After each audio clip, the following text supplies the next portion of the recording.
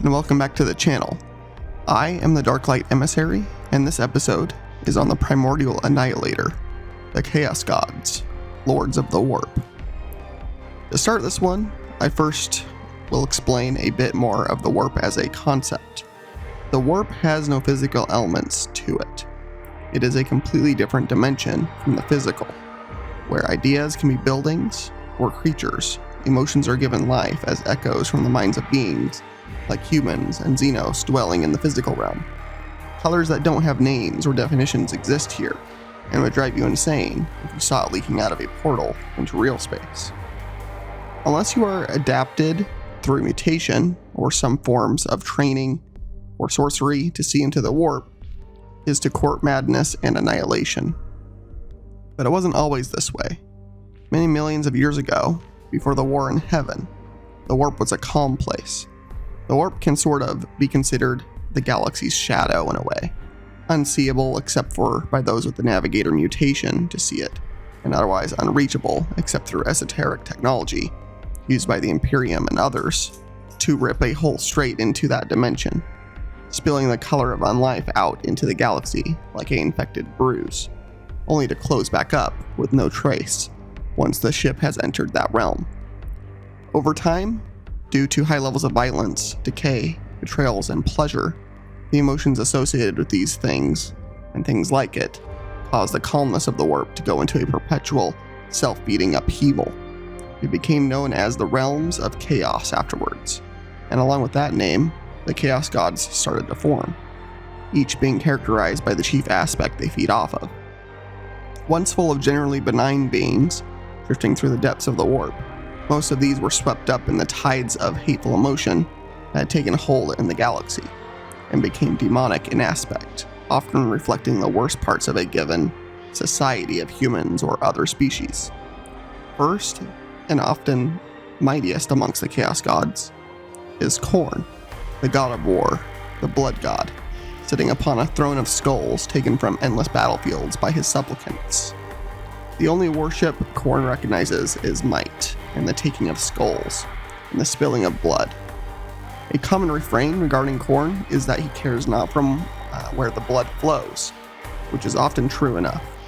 This being said, often his worshippers are great warriors, like corrupted space marines, and while blood is blood to the blood god, he often rewards his followers for challenging and defeating bigger enemies, or enemies that represent symbolically some prize that Khorne has offered. The warp runs on symbols of power, manifestable in the material realm, so doing a sacrifice in a specific way, or being tasked with defeating a specific enemy, tends to bring more power of this to the gods. An example of this is during the Siege of Terra. The greater demon of Khorne, Kabanda, was humiliated in a previous battle at the hands of the Blood Angels in the Primarch Sanguinius, and thus was in a state of disgrace to the Throne of Skulls. Khorne ordered Kabanda to slaughter a certain number of Blood Angels, Space Marines, to regain his status in the Blood God's eyes. That demon's fate became tied with the Blood Angels in a symbolic way. This just shows the symbology of gestures the gods may give their servants. Although due to the less than logical way a realm of chaos with no physical elements to speak of can be, it's important to bring up that greater demons are a literal part of their god. They are not truly independent or different creatures. Hate is an aspect of Khorne, and so it would make sense, being a god of chaos, that Khorne would hate some elements of itself. At least that's how I see it. Khorne is the least capricious of the gods, though in many ways. Khorne despises plots or deceivery, preferring to challenge those against him in straight combat. He tends to despise Tzeentch for this reason, as Tzeentch is much more about plots and deceivery, and Khorne's direct opposite is Slaanesh. Khorne has no patience to speak of. His servants often say, "There is no peace, only time wasted in between battles," and despises the excess, perceived fragility and self-indulgence that Khorne sees in Slaanesh. Khorne wants to utterly obliterate Slaanesh if it can eventually. The only pleasure Khorne takes is in the killing, war, and blood, and skulls collected. Only rarely will you see the forces of Slaanesh and Khorne doing more than killing each other on the battlefields of the Great Game in the realm of Chaos, as it's known between the 4 Chaos Gods. Interestingly, Slaanesh and Khorne seem to covet some of the same enemies to try and corrupt to their sides. 2 notable examples are Khorne, Cain, the god of war for the Eldar, who Khorne and Slaanesh fought over, and would have had the rights to consume that god. Each was fighting over the rights to consume that god, I should say. Which ended in Cain being dashed to pieces and thrown into real space as pieces of stone. Another notable example is both attempted to corrupt the Blood Angels to their side, each sending a greater demon and some forces, and tempt Sanguinius into their god's service. Likewise, Khorne's forces won't have much range support usually. They find it somewhat cowardly, nor do they use magic, which is more the aspect of Tzeentch, who Khorne deeply distrusts and despises as dishonorable. Interestingly, even though the warp isn't a physical realm, there are still seemingly physical areas constructed by each of the gods. While they are lords of the warp, the Chaos Gods covet the material realm and the souls in it. So it makes some sense that they would possibly make some twisted form of it for their amusement in the warp. Khorne's realm is endless plains, mountains, volcanoes, and many more forms besides, each more blasted, broken, and more horrifying than the next. Endless battles being fought upon these plains to court the favor of the Dark God. Cyclopean mountains of skulls dot the landscape, collected from numberless battlefields, entire oceans and rivers of blood as well. One other interest of note regarding Khorne is he is often associated with the number 8. Karn, his avatar in real space, has often uttered the phrase, "I follow the eightfold path." No one is entirely sure why the number is associated with Khorne, but he requires demons that fail him to complete 8 tasks before he will allow them to manifest again in real space. His demons are often red-skinned and corded with muscle as tough as adamantium, wielding something like an axe or a whip, or something else meant to bring more blood for the blood god. His greatest servants are the bloodthirsters, gigantic winged and horned demons with gigantic blades and whips. Often they manifest on the worst battlefields, the bloodletting thinning the wall between realms, for them to step forth and claim more blood and skulls for their aspect of chaos. Next is the chaos god Slaanesh, known as She Who Thirsts, and also the Prince of Pleasure. While the other 3 gods' origins aren't exactly marked or known as closely, Slaanesh's is. Slaanesh is the youngest of the 4, having been birthed only a mere few millennia ago, at the height of the Eldari Empire, who had been in power for millions of years at that point. That species' psychic link to the warp and emotional range is intense, and Eldari society became completely about excess in all its forms by its end, both hedonistic, but also in the pursuit of all sorts of feelings, hobbies, and vices. Eventually, enough of this emotion coalesced in the warp and gained sentience as Slaanesh. And upon achieving sentience, She Who Thirsts cried out in a mighty birth scream that echoed through not only the warp, but into real space, instantly consuming billions of hapless Eldar souls.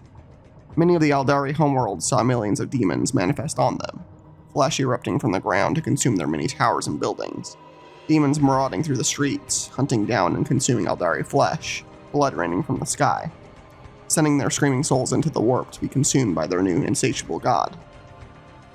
The Eldari had a pantheon of gods already in the warp, and all of them, save 3, were consumed by Slaanesh. The only 3 to survive were Cain, previously mentioned, Kegorak, the laughing god, and Isha, the god of fertility. So many souls were consumed by Slaanesh, and its birth cry so strong that it caused a rupture into real space, known as the Eye of Terror, which is a permanent entry into the warp itself from real space. From a distance, it could be mistaken for an oddly shaped nebula, lidless and always gazing outwards. One thing I want to bring up here regarding Slaanesh is they are often memed on and joked about being the god of sex. This is only partially true. Slaanesh is the god of excess in all its forms, a obsession with perfection, never-ending pleasure and excess. This can easily be associated with pain as well, any single thing someone can become maniacally excessive about.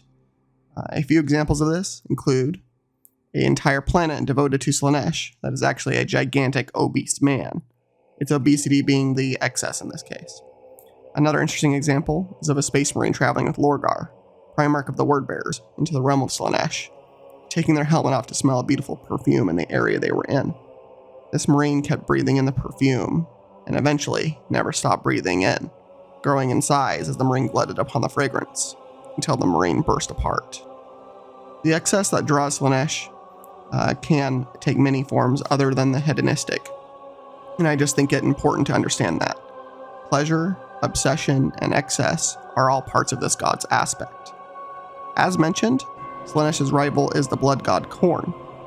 Both Tzeentch and Nurgle are uneasy with their youngest member of the pantheon. At times they can be persuaded by the Prince of Pleasure's immense charisma to assist, but at other times they find themselves in conflict, which is normal for beings known by being chaotic to begin with anyways. Often, Slaanesh is so self-consumed by its own selfish pursuits, she often doesn't notice or care about the actions of his brother gods. Slaanesh's realm is representative of the aspects that fuel it. If you manage to find the realm, it would look mostly like a dazzlingly perfect realm. It was described in one of the Horus Heresy books, when Lorgar went there, to have perfect skies the color of bright powdered blue, gleaming white and gold towers, beautiful marble statues, and denizens that are glutting themselves in a myriad different ways in worship of their god and lusts and excesses. It would be too long to chronicle all the ways Slaanesh attempts to tempt your soul in their realm, but it's suffice to say that for anyone with enough will to get to the Palace of Pleasure at the heart of the realm, where Slaanesh resides, no one has returned from. Instantly bewitched by the allure of the raw tempting of the god themselves, all of this excessive perfection belies a horrifying underlayer, often hidden unless you look that much closer at this god. The marble statues might actually be leering in anger or hate, things like that, if you look closer. Offering so much, yet ultimately dragging you into a hollow existence that needs to desperately be filled by whatever vice you are cursed with. Slaanesh's sacred number is 6, and when Slaanesh's demons manifest, they're often in an androgynous form, having both, often a female and male gender mix, often dazzling in appearance, meant to allure mortals close to either kill easily or bring into their god's service as a servant. They often have a purplish skin tint on many of the different servants of Slaanesh. Interestingly, many of their forces also tend to have aspects of crustaceans, like giant pincers and horns. Not really sure why that is, but that tends to be some of their aspect. One other interesting thing to note about the forces of Slaanesh is they will sometimes lose a battle on purpose, simply to experience a sensation of defeat. Truly no sensation or experience is beyond them, or for want or need. Next, we have the god of decay, also known as Grandfather Nurgle. This god is, in my opinion, one of the strangest ones. While all three of the other gods are more interested in some sort of emotional resonance, Nurgle is as well, but is also represented by decay, actual natural decay in the realm of the material. In this way, I suppose you could see Nurgle forces pairing up with Khornate forces on occasion, the forces of Khorne killing, and the decay bringing forth demons of this god. The aspect most associated on the emotional side is despair. Although one of the oddest things despite this about this god is that Nurgle and its greater demons, the unclean ones, are often characterized by a very jolly, giggly disposition. It is said that Nurgle truly loves its subjects, whereas Khorne is scornful and Slaanesh is too self-centered to love anything else, and Tzeentch is Tzeentch about things. Nurgle is known as the gift giver. Although his gifts are often warp-born super diseases that ravage a world, turning people into shambling horrors of perpetual decay. Curiously, in one of the wikis online that I was reading, it says that this god emerged during great plagues on Earth, during the times of probably the bubonic plague. This would be somewhat fitting, but I do not agree with it fully, as being the main birthing of Nurgle. Decay is a constant throughout the galaxy, so would be despair to a degree. there's no way just Earth fueled its birth. It does use language saying fully awaken in the warp, so I personally believe Nurgle has been around for a long time, perhaps the longest, out of the gods in the warp. Also associated with Nurgle is perseverance and survival no matter what. This often makes its forces near impossible to banish back to the warp at times, or to kill its servants, such as space marines devoted to this god. Often Nurgle's diseases have those afflicted wishing for reprieve from pain and suffering it is causing. If they accept the gift fully in their soul, they will be transformed into a creature of Nurgle, often growing a horn out of the top of their head and being stuck in a perpetual state of decay. But they also are in a form of rebirth, and so they are also relieved of pain, and instead feeling even happy or elated at their new state. Although it should be noted that if the influence of the god can be dispelled, often its forces, if they are mortals corrupted by the god, will suddenly become acutely aware of what they have become, begging to be killed, for the disease's pain comes back, and also their physical state is often revolting and horrifying to comprehend how they are even still alive in that state. This happened to a few plague marines, space marines, during a battle once, who had their link disconnected from the warp. They were utterly disgusted by what they had become. Nurgle's realm is characterized as a giant garden filled with swamps, forests, and odd flora and fauna, all linked back to decay and disease that the grandfather represents. If you are mortal, you won't survive one breath in this realm, unless Nurgle is expecting you as a guest. On occasion, Nurgle will part the permanent malaise over its garden, leading you to his mansion at the center.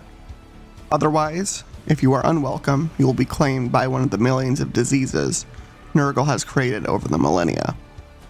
Notably, Nurgle has imprisoned the third surviving god of the Eldar, Isha, who has the ability to heal any disease Nurgle conjures. And so when Nurgle invents a new virus or disease, he first tests it on Isha to see how fast she can heal it. The longer she takes to heal it, the more virulent Nurgle knows it will be to unleash on the material realm. At the heart of the garden is a mansion that Nurgle is said to inhabit, stirring a new stew, and new stews and concoctions of corruption, giggling and laughing all the time, along with many of his servants. I won't go into too much detail about beings in service to Nurgle to save your lunch or dinner. You can go look up particulars if you want. Suffice it to say, for all the god's jolliness, its vileness and physical traits is to your imagination. Some of the imagery will be enough to convey that, I am sure. Most notably with this god right now is that in the current era, Nurgle was one of the most active gods, challenging the newly awakened Primarch, Robot Goleman, sending his claimed corrupted brother, Mortarion, against this lone son of the Emperor, along with greater demons of the God of Decay. The Emperor was able to manifest within Robot for a short amount of time and directly assault through an open rip to the warp, the Garden of Nurgle itself. The Emperor's psychic might is permanently scarring to the Chaos Gods, and with the Emperor's sword, Robot set fire to a portion of the realm of Nurgle, permanently scorching that area from ever being used again by Nurgle. Nurgle's opposing power in the warp is Tzeentch. Whereas Nurgle is the god of stagnation, decay, death, disease, Tzeentch is the god of endless change, ambition, energy, magic. Although one trait they share is both are capable of great deceptions. More than once I have seen in several books forces of Nurgle looking like normal people until such a time as they seemingly are activated by Nurgle and their skin sloughs off and their true nature is revealed. They both basically represent growth, but in completely different ways. Nurgle through decay, and Tzeentch just through unbridled, endless complex growth through endless plotting. Another opposite with these two is Tzeentch is represented by giving mortals hope and knowledge, while Nurgle feeds on despair and an inability to change one's path. Some symbols of Nurgle are bells tolling, and his sacred number is 7, also a trio of 3 bulbous sores on your skin. One of the oddest varieties of servants for this god are a type of Chaos Space Marine called Tallymen. These Marines count obsessively all of the worst deaths inflicted by Nurgle's diseases, but also ammunition expended in a battle and defeats and victories. There is more to this, but Nurgle's forces are more obsessed with numerology than some of the other forces of chaos that I've seen. Last, but certainly not least, is the chaos god Tzeentch. Mentioned just previously as Nurgle's opposite, Tzeentch is the god known as the Changer of Ways, Lord of Change, and Architect of Fate. While all of the other gods are just as much a part of the warp as Tzeentch is, none of the other forces of chaos embody using sorcery, which is directly part of this aspect of chaos. Tzeentch weaves unknowable plots, spread across thousands or more years. You could be part of a plot of Tzeentch, your actions unknowably contributing to some future end later. Tzeentch promises mortals knowledge and power, which often leads them into Tzeentch's service permanently. Tzeentch plays upon a being's hubris, allowing them to think they know everything before bringing them into ensnarement with no hopes of ever leaving the service of Tzeentch again. Most notably amongst that is Magnus the Red and the Thousand Suns, just a note. It is arguable that no other god represents chaos like Tzeentch does. Tzeentch often gifts his followers with uncontrollable mutation. The worst of these will see you turned into a writhing lump of flesh called a chaos horror. Your mind permanently insane, your body endlessly flopping and raving around until it is killed in some battlefield later on, probably used as a sort of cannon fodder by the forces of chaos. Tzeentch's forces are often warlocks and psychers, using the great powers of the warp to dazzling and devastating effect on the battlefield, like lightnings of impossible color striking you and causing you to turn inside out, or melting your weapons to putty, or any other randomly chaotic effect you can think of. Tzeentch is possibly the most conflicted chaos god as well, constantly weaving plans even against itself. One of the most interesting stories regarding Tzeentch regards a location in the warp called the Well of Eternity. Tzeentch wished for more ability to see the future, to be more omniscient, to better influence it, and so traveled to the Well of Eternity, which seemingly is a place where reality begins and ends. What it actually is anyone's guess, and I will say, before I continue, I consider this story particularly some form of allegory. Nothing is straightforward with this chaos god, particularly, and not with the warp at all.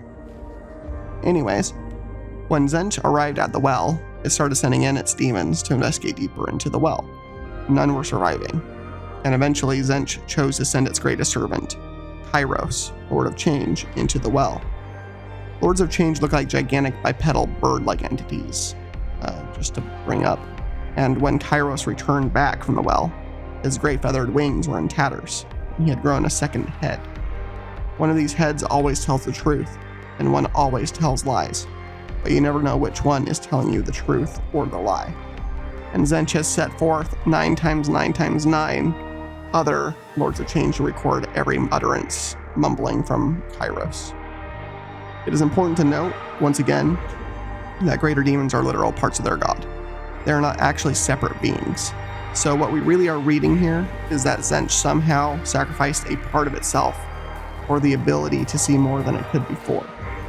How this really happened probably can't be explained without a mortal mind going insane, which is appropriate for this god. One thing I do not understand regarding this god is why its greatest servants, the Lords of Change, are avian themed. Out of universe, from what I've read and researched, it seems that the creators of the setting did this because in some ancient histories, birds are often a portent of omens or fates. But as for in-universe, there's no real reason given for why Tzeentch prefers to give its chief agents an avian look. It makes you wonder if you met Tzeentch itself, if they would too take an owl or bird form of some kind. It is important to note, though, that demon princes and some other types of greater demons of Tzeentch take a myriad of forms as eclectic as their god. One of the most notable for me in the book Grey Knight is Gargatuloth, Prince of 1,000 Faces, who often manifests as a gigantic pillar of flesh. And during a time when this greater demon was due to come back from banishment in the warp to real space, it totally deceived a squad of Grey Knights who were attempting to stop it from being summoned back into real space, into becoming part of the rituals to summon it into real space again, demonstrating the power of Tzeentch to weave plots that even its greatest enemies can fall prey to. Beyond avian-looking servants, Tzeentch's other demons take on many forms, being a god invested in ambitious change. At its pleasure, its servants take on many different forms, from piles of mutated flesh to corrupted space marines wearing ornate armor and clutching talismans and staffs of sorcery in their hands. If you think of it, chances are Tzeentch has it as a form in its armies that come forth like a riotous display of color and change. Tzeentch seems to have somewhat a sense of humor when fooling even its own forces or champions. One interesting mention is that Ahriman, who is Tzeentch's chosen champion, is a powerful psyker of the Thousand Sun Space Marine Legion. And he would honestly say to you that he does not believe himself to be a servant of chaos, or of anything considered a god to him. One of Ahriman's former colleagues claims there is a hole into madness where Ahriman's face used to be, or that Ahriman believes his physical form is unchanged from millennia earlier, despite thousands of years inundated in the stuff of unreality that is the warp. It would totally fit Tzeentch to feed off and allow his servants to deny who they truly are, since they have a deceiving nature. Tzeentch probably shares the most with a unknowable god from Lovecraftian myth, where just to see the god would drive you insane, although this is true for seeing into the warp in general usually in this setting, let alone one of the four monumental sentiences lurking within it. Tzeentch's realm is known as the Crystal Labyrinth, with the impossible fortress at its center. I recommend go and read about this place on the 40k wiki at very least, just simply because I really can't do it justice here. It's a place of metaphor as much as a real place someone can get lost in as a labyrinth. Many are the descriptions of the labyrinth and realm of Tzeentch, and no two match up with the next description. From one example being describing it as a lonely tree on a hill with no leaves, to a desert with beings splitting in two and regrowing constantly. It's insanity distilled. The labyrinth has, supposedly, a way through it, and I won't detail what you need to do here, but like with so much of what we've talked about, there are many pitfalls, like distractions that can make you starve, you stare at them so long, or simply being doomed to wander the labyrinth forever. Of interest to note, there's a legend known of one being that made it through the labyrinth, answering 9 questions needed, 9 being the sacred number of Tzeentch. This being was described as looking like a young girl accompanied by a small black dog. This is an obvious reference to Dorothy and Toto from The Wizard of Oz, and I find it funny to imagine that Dorothy somehow ended up in the realm of chaos in Tzeentch's realm, and that perhaps the realm of Tzeentch manifested as the lands of Oz to her psyche for some reason. And then the impossible fortress is where Tzeentch keeps all of its knowledge, at the center of his realm if it can even be used as a definition in this place. It is explained as a gigantic crystalline castle, with great towers of blue and pink flame and other brightly colored edifices inflamed with arcane magics and implied power surrounding it. If you somehow navigated the impossibility of this place, you could find the hidden library of Tzeentch. One of the notable attributes to this library is that some of the volumes are so full of knowledge that they gain a form of sentience themselves, and they will chatter at you if you pass by. They will argue with each other and rewrite themselves even. But all this is in a constant state of flux, and it seems that Tzeentch, either knowingly or unknowingly, randomly manifests its realmless seekers in different ways, whether for its own capricious enjoyment, or due to that simply being its nature to change constantly, thus being truly the Lord of Change. And that is a bit about each of these gods. Believe it or not, this is still a brief overview of these beings. If I ever do a more deep dive, it will truly be one of my longest and most thorough videos in the future. Each of the Chaos Gods represent, at their core, somewhat normal traits. Khorne has some elements of honor to his conduct. Slaanesh actually cheers when new beings are born into the mortal realm. Nurgle laughs in delight when beings overcome an insurmountable obstacle, or even defeats his diseases on occasion. And Tzeentch does often bestow true knowledge, as much as madness, on those seeking it. But then they pervert these very traits. The Chaos Gods are a form of corruption, taking principles to extremes, and being a twisted reflection, laughing in its mutation of normal traits in the material realm. The stuff of the warp is corrupting just by contact sometimes, mutating you physically, even if you do not worship the gods themselves. This is why on occasion, the Imperium will eradicate entire worlds, rather than let the taint spread to others. Lorgar, the author of the Horus Heresy that plunged humanity into a slow decay, was disappointed in discovering these thirsting gods, but he truly thought somehow merging humanity with these gods would save the species, which I find an interesting perspective from him. This is somewhat shown both true and false by some events in the heresy. I would say the only certain thing with chaos is its corruption. You will certainly be eventually corrupted to one or all of the four powers, who crave your very soul in service to them, or eaten by them. And that wraps this one up. As always, please like and subscribe. Leave a comment asking me any questions or requesting a video in the future on anything. I'd love to cover something of interest to you.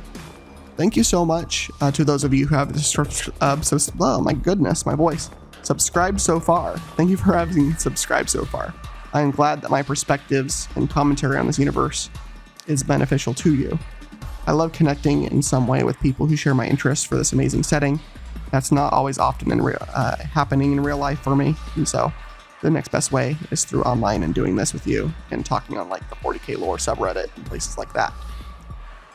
I may be busy for the next few days, so I am unsure if I will be able to get another video out until Monday next week, but I promise we are far from done exploring this universe together. I also may start live streaming some of the 40k games, like the new one coming out, Dark Tide, as well as maybe the Battlefield Gothic games, and having live discussions with you if you are interested in that in the future here. As always, bring your light into the dark places, and I'll see you in the next one. And have a great day or night wherever you are. Thank you again.